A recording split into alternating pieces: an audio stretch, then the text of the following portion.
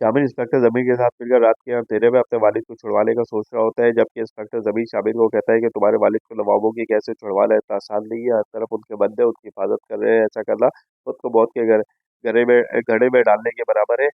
जिसके बाद शामिर कहता है कि तुम फिक्र मत करो, मेरे पास एक रास्ता है जिसको अपनाकर हम दो नवाबों को कत्ल को भी कर सकते हैं और अपने वालिद को छुड़वा भी सकते हैं। इंस्पेक्टर कहता है कि ऐसा कौन सा तो रास्ता तुम्हारे पास है, मुझे भी बताओ। शामिर इंस्पेक्टर को कहता है कि दुनियापुर नवाबों की हवेली से आगे है, जबकि नवाबों के सारे बंदे दुनियापुर को कवर कर रहे हैं। हम इसी बात का फायदा उठाएंगे।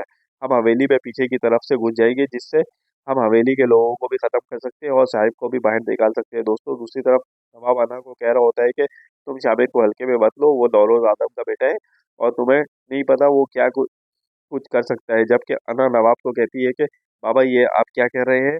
शामिर अब एक जिंदा लाश है और मेरे ख्याल के मुताबिक एक जिंदा लाश कुछ भी नहीं कर सकती है। सुनने के बाद नवाब वाला को कहता है कि ये गलतफहमी है तुम्हारी। शामिर की रगों में नौरोज का खून बहता है। मुझे इस बात का डर है कि शामिर हमारी हुकूमत का तख्ता पलटने का दम रखता है। दोस्तों, अना अपने बाबा की को कहती है कि अगर ऐसी बात हुई तो शामिर ने कोई उल्टी सीधी हरकत की तो मैं उसे जिंदा नहीं छोड़ूंगी। पहली बार जब मैंने शामिर पर हमला किया तो मुझे दुख हुआ था, लेकिन इस बार मैं उसे कत्ल करूंगी तो मैं खुशी मनाऊंगी। ये कहकर दोस्तों वो अपने कमरे में चली जाती है, जबकि दोस्तों दूसरी तरफ शामिर और इंस्पेक्टर जमीर नवाबों पर हमला करने की तैयारी कर रहे होते हैं और वो रात की तारीखी में नवाबों की हवेली में घुस जाते हैं और दोनों नवाबों को के लोगों पर हमला कर देते हैं। वो हमला इतना सख्त होता है कि नवाबों की सात बंदे मारे जाते हैं और शामिर नवाबों के खास बंदों को अभी बंदी बना देता है। और जब ये बात आना तक पहुंचती है तो वो अपनी पिस्तौल लेकर शामिर को कत्ल करने के इरादे से आ रही होती। शामिर अना को जब अपनी तरफ देखता है तो वो अपनी पिस्तौल निकालकर अना की तरफ कर देता है और कहता है कि तुमने अच्छा नहीं किया।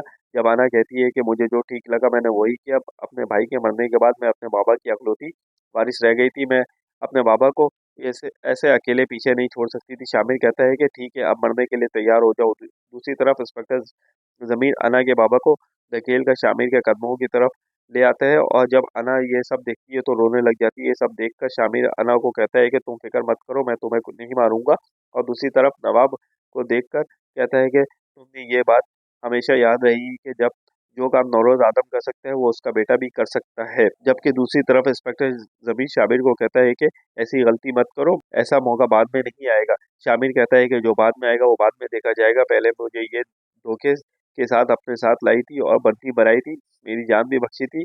नौरोज आदम का बेटा किसी का एहसान नहीं रखता, इसलिए मैं आज इसे जिंदा छोड़ रहा हूँ। दोस्तों, उसके बाद शामिर नौरोज को छुड़वा कर हवेली वापस ले जाता है और एक बार फिर दुनियापुर को अपने कंट्रोल में ले लेता है। जब नौरोज अपने बेटे के साथ वापस हवेली जाता है तो वो अपने बेटे का माथा चूम लेता है और कहता है कि बेटे, मुझे तुम पर फख्र है। तुमने जो आज किया वो नवाबों की कई नस्लें याद रखेंगी। तुम देखना मैं कैसे नवाबों को सबक सिखाता हूँ। दोस्तों, दूसरी तरफ नवाब अपनी बेटी से लड़ रहा होता है कि और कहता है कि देखो कैसे नौरोज का बेटा अपने बाबा को हमसे छीन कर ले गया और हाथ पर हाथ धरे बैठे रहे, जबकि मैं तुम्हें समझाता रहा कि तुम उसको हल्के में मत लो, लेकिन तुमने मेरी एक बात भी नहीं सुनी और उसको जाने दिया।